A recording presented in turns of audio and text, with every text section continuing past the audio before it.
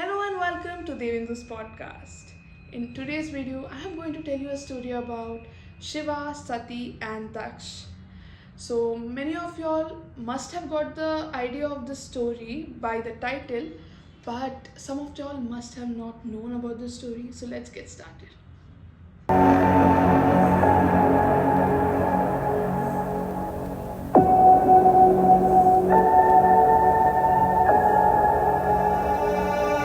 Once upon a time, in the palace of Daksha, a great yajna, that is, a grand sacrificial ceremony, was taking place.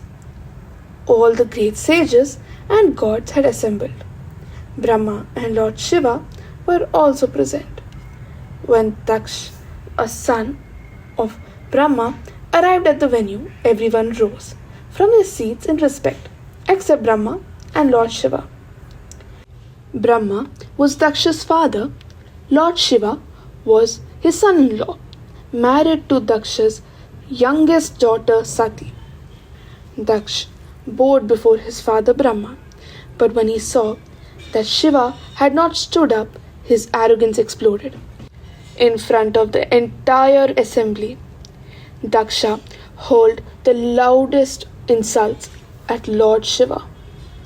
Shiva, ever serene, did not utter a single word. He simply rose and quietly left the assembly. Time passed. Brahma installed Daksha as the chief of all Prajapatis, that is, the lord of created beings.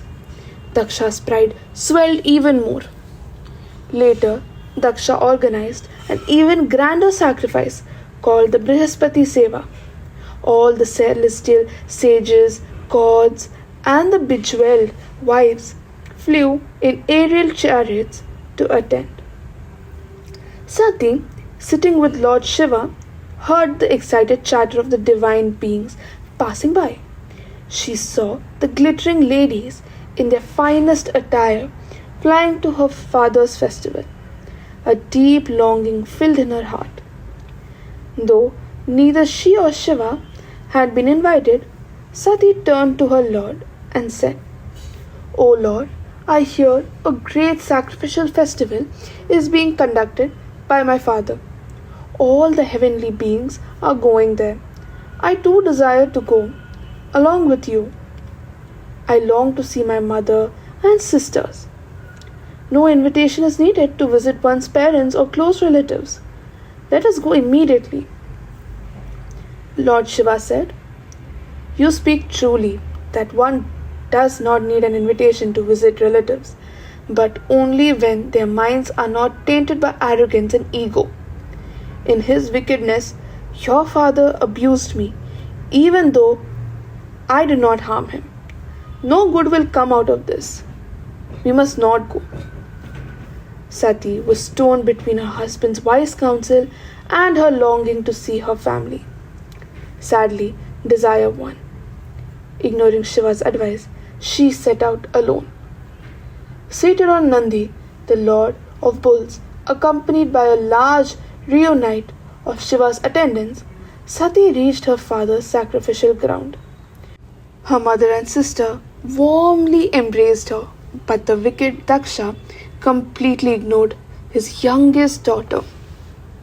Sati looked around and saw that no share of her sacrificial offerings had been kept for Lord Shiva. Rage filled her. Trembling, she confronted her father. "None but a fool like you would insult the great Lord Shiva, the very self of all beings, the cause of everything, who bears enmity towards none. You hate the one whose very name wipes out the sins of men. You are the enemy of the friend of the entire universe. I am ashamed to be your daughter. This very moment, I shall give up this body that was begot by you, a sinner against Lord Shiva." Having taken this terrible vow, Sati sat in deep meditation on Lord Shankara. Before the eyes of everyone present, her body burst into flames, consumed by the fire of her very own yogic power.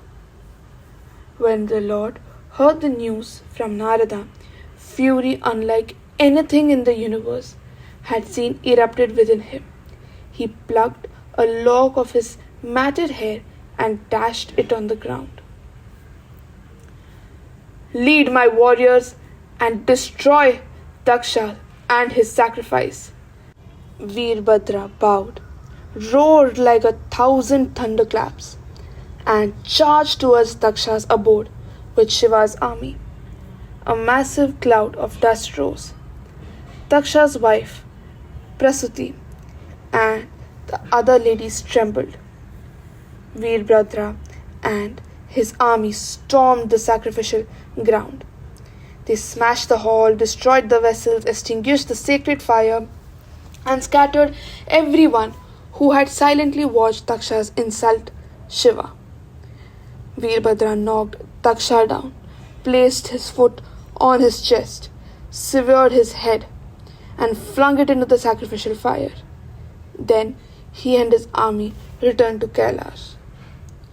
Lord Narayan and Lord Brahma had wisely stayed away from the sacrifice. The terrified Devas ran to Brahma and begged for protection. Brahma rebuked them for their silence and their role in denying Shiva his share, but out of compassion, he led them to Kailasa to plead before Shiva. They all bowed low. Brahma prayed, O great Lord, Daksha sinned grievously, and so did these devas out of ignorance. Please forgive them, restore Daksha's life, let the injured regain their original forms. Lord Shiva, who is easily pleased, replied gently, I do not hold grudges against fools who act out of ignorance. I punish Daksha only to teach a lesson. Let him live again, but with the head of a goat upon his neck. By Shiva's grace, Daksha was revived with a goat's head. When the goat-headed Daksha regained consciousness, he saw Lord Shiva standing before him. Immediately he fell at the Lord's feet and begged forgiveness. With Brahma's permission, the sacrifice was restored. Then Lord Vishnu himself appeared. Everyone, including Rudra, Brahma, Indra, and all the assembled beings, bowed and glorified Mahavishnu. In time, Sati was reborn as Parvati, the daughter of Himavan and Minadevi. Through her exclusive devotion, she attained Lord Shiva once again. I hope you liked this episode. If so, please don't forget to like, share, and subscribe. I'll meet you in the next episode. Till then, bye.